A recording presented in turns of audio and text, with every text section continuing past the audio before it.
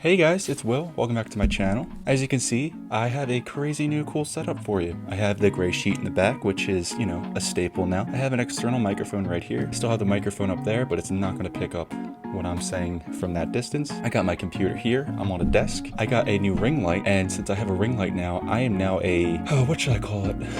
Important YouTuber. I'm better than everyone else because I have a ring light. So clearly now I am the master at YouTube, and I can do no wrong, and I'm the best, and that's all I can say. Today is going to be a very relaxing video. So just join me, this guy here, and yourself on this journey for the next few minutes as I talk about something that I really enjoy, and that's movies. I feel like this would be more fitting if I was sitting in front of a fireplace, but my college house and my regular house do not have a fireplace. I just don't have the facilities to do that for you guys. We all know that this quarantine has been pretty ass. Like, it sucks major ass. But I feel like it's allowed me to do things that I really wouldn't have time for if I was just normally living my life. I started this YouTube channel, and I've also been on the largest movie marathon that the state of New Jersey has ever seen. I love movies. I watch them, I love them. I dissect them, I review them. I'm the one person that's like always looking out for what the director really meant there. I've always liked to look deeper into things, go on Reddit posts, look at theories of things, and I'm always thinking about movies after I watch them. But I'm more into movies than the average Joe. So we're gonna talk about movies today. And I got this idea from one of my favorite YouTubers, Karsten. He's one of the best out there for movies. He posted a recent video called Movies to Watch While Self-Isolating, and he discusses his recommendations for, movies to watch during this quarantine. Today, I'm gonna share with you what I've been watching on this entire quarantine movie binge. And maybe it'll get you to watch something that you never would have thought to watch before. My movie binge started when I got invested in this app called Letterboxd. It's like a Twitter for movies. So sit back, relax, grab your snacks, grab your popcorn, grab your drinks, grab your tea, coffee, whatever you're in the mood for. Sit back, relax, and enjoy the ride.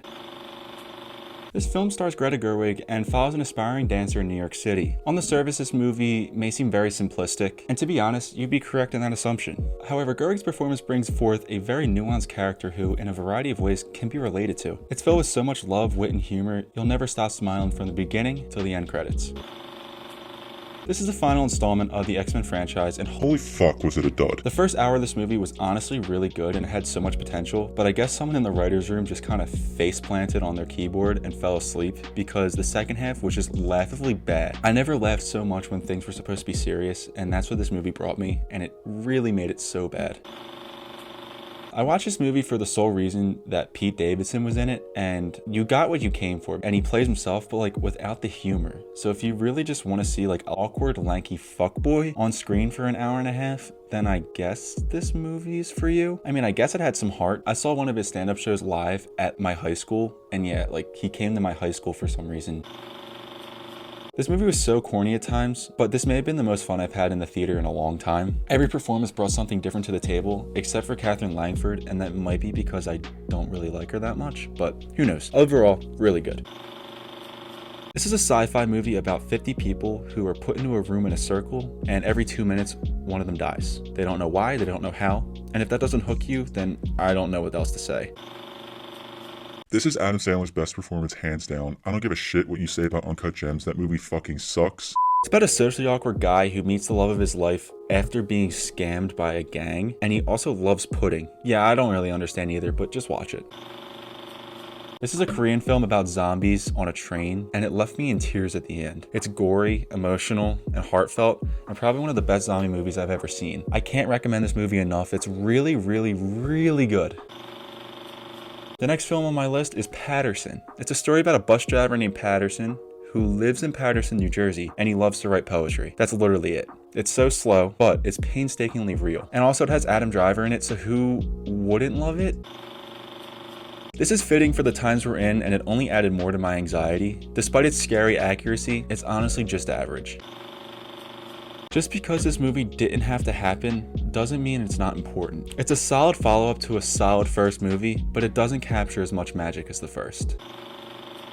I don't even know what the fuck I watched during this movie, but I loved it for some reason. I can't even describe to you what this is about or even give you a review that would make sense. The only way that you would know what I'm talking about is if you saw the movie, which... If you have a strong stomach, definitely watch it. This is a coming-of-age movie about a cannibal. I honestly don't really have any much else to say about it, and I kinda already forgot about it. This is the first 5-star movie on my list, and it fucking deserves it. It's about a female painter who's tasked with painting a wedding portrait for this young woman, and they're both put in isolation, and that's really all I'll say because I don't want to spoil it. It's probably the most beautiful movie I've ever seen. The last scene in this movie, it's speechless.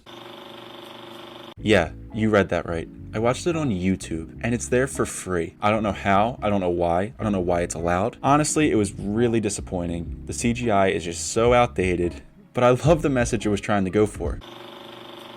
I have a deep connection with this film for reasons that I can't even explain. It will tear your heart and soul out and rip it into a million pieces, so yeah, that's all.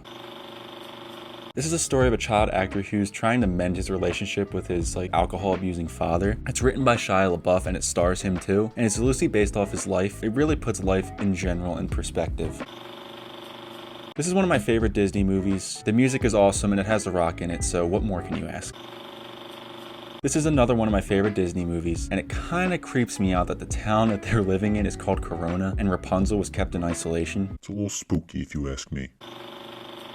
I love this movie with everything in me. It brings attention to such important issues such as mental health, and it's set in the best city in the world, Philadelphia. I can't tell if every character Chris Pratt plays is just unlikable, or if I just don't like the dude. I only watch this really because Tom Holland's in it, and it really underperformed. This is arguably the best Pixar film. Remy is the GOAT. And I now want to try and make Ratatouille. A deaf woman is stalked by a psychotic killer in her house in the middle of the woods. It kept me hooked through its really short runtime, and it really reminded me of that movie The Strangers, which was with the masked people. This movie loves to tell you how much smarter it is than you, but in the best way possible. Jesse Eisenberg was made for this role, and it's kind of scary. The movie, the writing, the cinematography, everything in this movie works. The most heartwarming yet depressing movie I've ever seen. It's about a group of teenagers who live in this foster care facility, and do I really have to go on? If you need a good cry, I would watch this one. I watched this because the movie Midsommar was loosely based off of it, and holy shit were there so many similarities. It was so eerie, it made me uncomfortable watching, but I just couldn't look away. If you're into horror, you'll like this one. This is literally a cinematic masterpiece that should be seen by everyone. I felt every emotion possible and was invested entirely. The last half hour of this movie, I had so much tension in my body, more than I've ever had in my entire life. And if that doesn't say something about the movie, then I don't know what will. It's a film about documentarians, and I swear to you, it's interesting, even though it doesn't sound interesting at all. The first half is great. It shows the dynamic between this older and younger couple, but then the second half felt like a completely different movie. Also, Adam Driver's in it, and if Adam Driver's in it, I'm gonna watch it. This film is about a private investigator who investigates the apparent suicide of a porn star in the 70s. Ryan Gosling pulls off his best performance here, and it's probably one of the best comedic performances I've ever seen. It's severely underrated, and everyone should see it. Now, I'm starting to think that Jesse Eisenberg just plays Mark Zuckerberg in every movie that he's in. Don't watch this movie. This movie is the greatest movie I've ever seen. I will stand by it till the day I die. Florence Pugh is the greatest thing to grace this earth. This is so cringy, but so much fun. The editing is so cool and adds layers to the movie that wouldn't be there without it. Michael Cera is always funny. He will never not be funny, and that's because he just plays himself in every single movie. I don't understand why this movie gets hated on so much. It's unlike any Star Wars movie that's ever been done, and people see that as a bad thing. Adam Driver's in it. Come on! This movie was an abomination and just doesn't deserve to be talked about. And Adam Driver being in it couldn't even save it. And that says something. This is one of my favorite movies in the MCU. It's so much fun, and it's something I'll never get sick of. Tom Holland is the best Spider-Man that we've ever had, and the best Spider-Man we will ever have.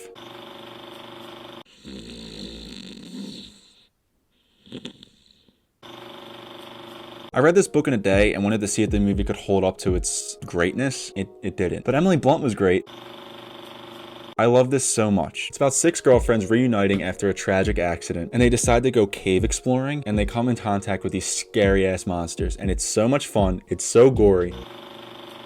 I watched this movie just last night and it hit me like a fucking truck. There are films that come into your life that you need for that specific moment, and this was that for me. I've never been so moved in my life. It's about passion and taking time to appreciate yourself and knowing your worth. It's probably the best shot film I've ever seen and is filled with two great performances from the leads. I didn't sleep last night thanks to this movie, but I'm so glad it had that effect on me. So that is my list for the movies that I've watched in quarantine. I'm sorry that took so long. As you can see, I have a lot of time on my hands that gives me the ability to watch all those movies. I know this was more of a serious video and not really something that I'd made before. Also, I just hit 100 subscribers recently, so thank you guys. My next video I will be dedicating to you. If you like this video, make sure to give it a thumbs up. Subscribe to my channel if you guys want to see more videos from me. Tell your friends, tell your family, tell whoever. Come subscribe, have a good time. We're in good company, good vibes here. You know the deal. I plan to post now on Tuesdays and Thursdays at 2 p.m. So I look forward to seeing you guys then on those days at those times. That's all I got for you guys. Now go download Letterboxd, check my page out, and I will see you when I see you. Peace out, guys.